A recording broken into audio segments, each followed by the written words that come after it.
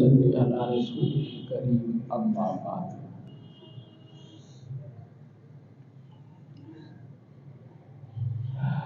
گزشتہ جمعے میں یہ بات سامنے آئی تھی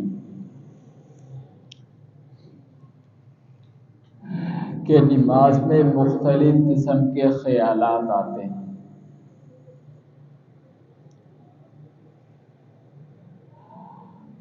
ان خیالات کے روکنے کے لیے دو چیزیں گزشتہ جمعے سامنے آئی تھیں۔ ایک طہارت اچھی طرح ہو اور دوسرا وضو جو ہے وہ اچھی طرح ہو۔ تیسرا مقدمہ اور تیسری چیز کہ جو ہمیں خیالات سے محفوظ رکھ سکتی ہے وہ ہے تحیۃ الوضو اور تحیۃ المسجد۔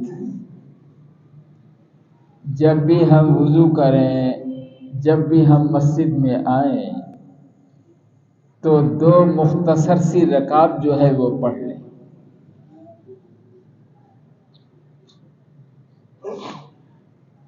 ہمارے یہاں پر نہ یہ واجب ہے، نہ سنت ہے، نہ سنت موقدہ ہے۔ یہ جتنے عربستان والے ہیں، امام شافعی رحمہ اللہ کے ماننے والے ہیں، امام احمد بن حنبل کے ماننے والے ہیں، ان کے یہاں تحیۃ المسجد واجب ہے۔ احناف نے کہا ہے کہ واجب تو نہیں ہے لیکن اس کی فضیلت جو ہے وہ بہت زیادہ ہے، اور اس کا سب سے بڑا فائدہ یہ ہوگا کہ ہم دکان سے اٹھ کر نماز کے لیے آ رہے ہیں۔ اب دکان پر بیٹھے ہوئے ایک خاص ذہن ہمارا ہوتا ہے اور دکان کے متعلق خاص قسم کی ایک سوچ، فکر، خیال ہمارے دماغ میں ہوتا ہے۔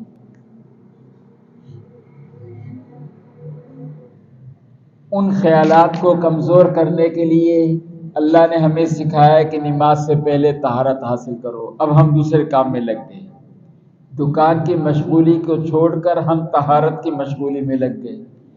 اب وہ دکان کے اثرات، سوچ، فکر، اس پر فرق پڑے گا۔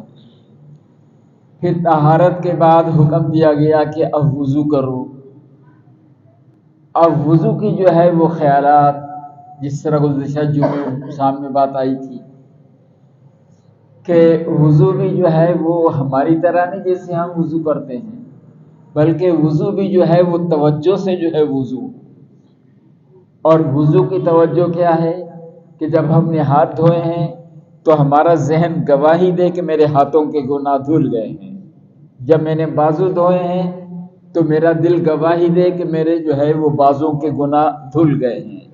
اسی طرح پیروں کے، زبان کے، دماغ کے، آنکھوں کے، کانوں کے، ناک کے، جیسے ہم دھوتے جا رہے ہیں ان کے گناہ صغیرہ جو ہے وہ گرتے جا رہے ہیں۔ جب اس توجہ کے ساتھ وضو کریں گے تو وہ جو دنیاوی خیال دکان پر تھا وہ اور کمزور پڑے گا۔ اور تیسرا حکم جو ہے وہ ان خیالات سے محفوظ رہنے کے لیے یہ دیا ہے کہ وضو کرو، مسجد میں آؤ تو دو مختصر سی رکعت جو ہے وہ پڑھ لو، اس لیے کہ ہم نے ایک بہت بڑے فریضے کو انجام دینا ہے۔ جس طرح ہر ذمہ داری کی ایک تیاری ہوتی ہے، شادی ہے، دولہے کو کیسے تیار کیا جاتا ہے؟ کسی بڑے صاحب سے ملنے کے لیے جا رہا ہے تو آدمی کیسے جو ہے وہ تیاری کرتا ہے؟ ہم امریکہ جا رہے تھے تو ہمیں وہاں اسلام آباد میں بتایا کہ یہ چپلیں پہن کے نہیں جانا، ویزا نہیں دیں گے چپلوں پر۔ ارے بھیا مسافر لوگ ہیں، ہمارے پاس تو چپلیں ہی ہیں۔ بولا نہیں، جوتے پہن کے جانا، بوٹ پہن کے جانا اگر ویزا لینا ہے۔ اب ہم 10 آدمی اب 10 بوٹ خریدیں تو اسلام آباد میں وہ سے ہی مہنگے، تو وہ پولیس والے ادھر ان کا جو ہے وہ یعنی وہ پولیس کے کوارٹر ساتھ تھے، ان کو پتہ چلا، انہوں نے کہا سر کتنے بوٹ چاہیے؟ ہم نے 10، بولا بھی لے آتے ہیں۔ وہ سارے پولیس والوں کے جوتے اکٹھے کر کے لا کر ہمیں دے دیے، بولا یہ پہن۔ تو انہوں نے کہا چپل سے اگر ایمبیسی میں جاؤ گے تو تمہیں نہیں وہ ویزا دیں گے۔ تو ہم نے پھر وہ پولیس والوں کے جوتے پہن کر چلے گئے، انہوں نے ویزا دے دیا۔ تو ہر کام کی ایک تیاری ہوتی ہے، اور جتنا بڑا کام ہوتا ہے اتنی ہی اس کی بڑی تیاری ہوتی ہے۔ تو ہم تو اللہ تعالیٰ کے ایک بہت بڑے فریضے کو ادا کرنے کے لیے آ رہے ہیں۔ اب یہ فریضہ اپنی شان کے مطابق ادا ہو جائے، اس کے لیے ساری تیاری ہو رہی ہے۔ تو دو مختصر سی جو ہے وہ تحیۃ الوضو، تحیۃ المسجد کی جو ہے وہ نماز پڑھیں۔ آپ صلی اللہ علیہ وسلم معراج پر تشریف لے گئے تو آپ نے دیکھا کہ آپ کے آگے آگے کوئی گاڑی چل رہا ہے، وہ نظر نہیں آ رہا ہے، اس کے چلنے کی جوتیوں کی آواز آ رہی ہے۔ تو آپ نے کہا یہ تو بلال کے جوتوں کی آواز ہے۔ جس طرح جو ہے بڑے لوگوں کے آگے گاڑ چلتے ہیں، تو آپ بلال کو تو نہیں دیکھ رہے تھے معراج کے موقع پر آسمانوں پر، لیکن یہ دیکھ رہے تھے کہ میرے آگے کو چل رہا۔ آپ نے ان جوتوں کی آواز سے پہچانا کہ یہ تو آواز بلال کی ہے۔ آپ صلی اللہ علیہ وسلم واپس تشریف لائے معراج سے، تو آپ نے فرمایا بلال ایک بات بتاؤ۔ بولے جی، کون سا تم عمل کرتے ہو جس کی وجہ سے تم جنت میں میرے گارڈ بن کر میرے معراج کے موقع پر میرے آگے آگے چل رہے تھے؟ کون سا ایسا عمل کرتے ہو کہ یا رسول اللہ صلی اللہ علیہ وسلم مجھے تو کوئی عمل ایسے یاد ہے ہی نہیں، البتہ ایک بات کا جو ہے وہ میں نے ہمیشہ خیال رکھا، اور وہ یہ ہے کہ جب سے میں مسلمان ہوا ہوں اس وقت سے لے کر آج تک جب بھی وضو کرتا ہوں 2 رکعتیں تحیۃ الوضو کی پڑھتا ہوں، جب بھی مسجد میں آتا ہوں 2 رکعتیں تحیۃ المسجد کی پڑھتا ہوں۔ یہ میرا عمل مسلمان ہونے سے لے کر آج تک جو ہے۔ تو انچی آواز سے کہتے تھے، شور کر کے نہیں، ہلکی سی اونچی الفاظ سے جو ہے یہ کہتے تھے استغفر اللہ۔ اب چونکہ سارا مجمع آپ کی اتباع میں کہتا تھا تو اس سے ایک آواز پیدا ہو جاتی تھی۔ عبداللہ بن عباس رضی اللہ تعالیٰ عنہ فرماتے ہیں کہ اس سے ہم پہچان لیتے تھے نماز ختم ہو گئی، اگر نماز میں شامل نہیں باہر ہیں ہم، لیکن جب یہ استغفر اللہ نماز کے بعد کہتے تھے تو اس سے ایسی ایک آواز سی پیدا ہوتی تھی، ہم پہچانتے تھے فرض نماز جو ہے وہ ختم ہو گئی۔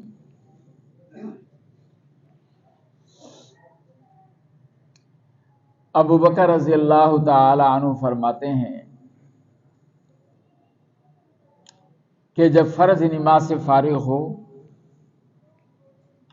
2 مرتبہ یا 3 مرتبہ پہلے کہو الحمدللہ، اور پھر کہو استغفر اللہ استغفر اللہ استغفر اللہ۔ تو 2 یا 3 مرتبہ الحمدللہ کے الفاظ کہو۔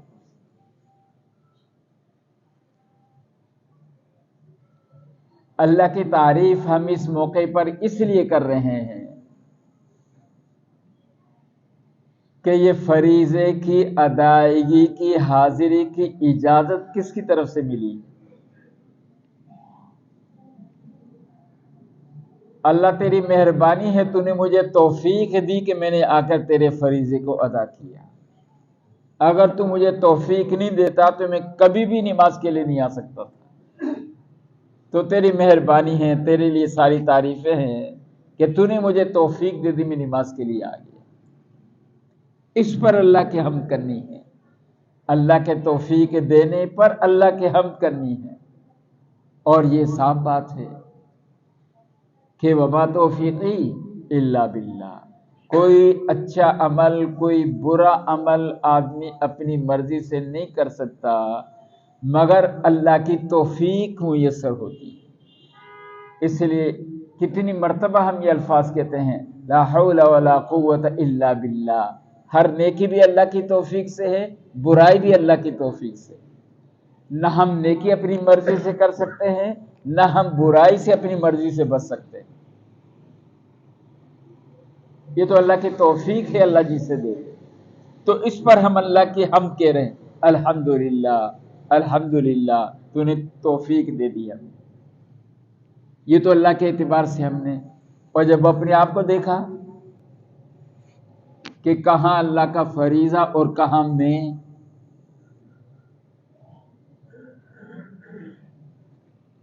نماز اللہ کے لیے ہوتی ہے، اب کہاں اللہ کی عظمت، اللہ کی شان، اللہ کی کبریائی، اور کہاں میری نماز؟ کوئی مناسبت ہی نہیں ہے. اللہ اپنی شان والا، ہماری نماز ہماری جیسی. ظاہری بات ہے کہ اللہ کے رسول صلی اللہ علیہ وسلم سے زیادہ افضل نماز کسی کی نہیں ہو سکتی. جب اللہ کے رسول نماز پڑھ کر کہہ رہے ہیں استغفر اللہ استغفر اللہ، کہ اللہ جیسی تیری شان ہے ایسے میں نماز نہیں پڑھ سکتا. اللہ کے رسول کہہ رہے ہیں کہ جیسی تیری شان ہے میں ایسی نماز نہیں پڑھ سکا. میں اپنی اس کمی پر، کوتاہی پر توبہ کرتا ہوں، استغفار کرتا ہوں، معافی مانگتا ہوں. یہ تو آپ صلی اللہ علیہ وسلم اپنی نماز پر کہہ رہے ہیں، اللہ مجھے بھی معاف فرمائے، اللہ آپ کو بھی معاف فرمائے. ایک ہماری نماز ہوتی ہے، تکبیر سے لے کر سلام تک اللہ کی طرف توجہ جاتی ہی نہیں ہے. باقی ایک روٹین کی، ایک عادت کی ایک نماز ہے. بس بٹن دبا دیں گے تو پنکھا چل جائے گا، ہم نے اللہ اکبر کہہ دی تو اب خود بخود ہم کر رہے ہیں، رکوع میں جا رہے ہیں، سجدے میں جا رہے ہیں، باقی کچھ پتہ نہیں.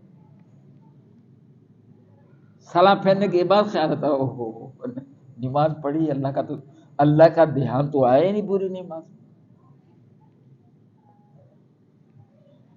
تو اس کے لیے اپنی کمی کوتاہی کے اقرار اور معافی کے لیے نماز کے بعد یہ الفاظ کہے جائیں. اللہ کے رسول کہتے تھے، اور ابو بکر رضی اللہ عنہ نے ساتھ الحمدللہ بھی جو ہے وہ لگا دیا ہے کہ پہلے الحمدللہ الحمدللہ کہا جائے اور اس کے بعد استغفر اللہ جو ہے وہ کہا جائے.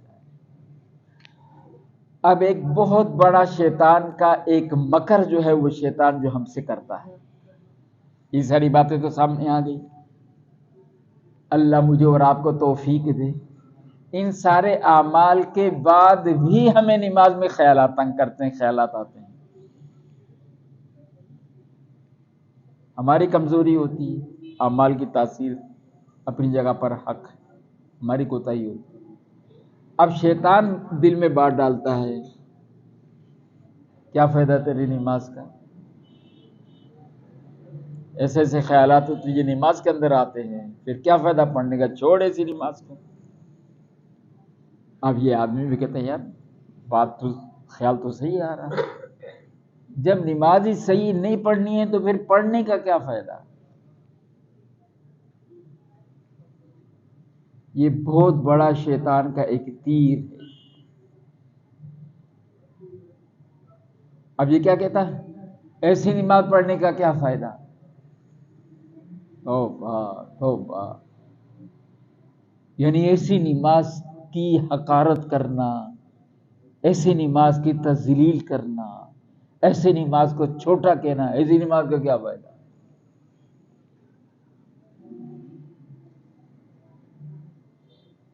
اب ایمان کے بعد سب سے قابل عظمت تو نماز ہے، اور یہ کیا کہہ رہا ہے، ایسی نماز پڑھنے کا کیا فائدہ.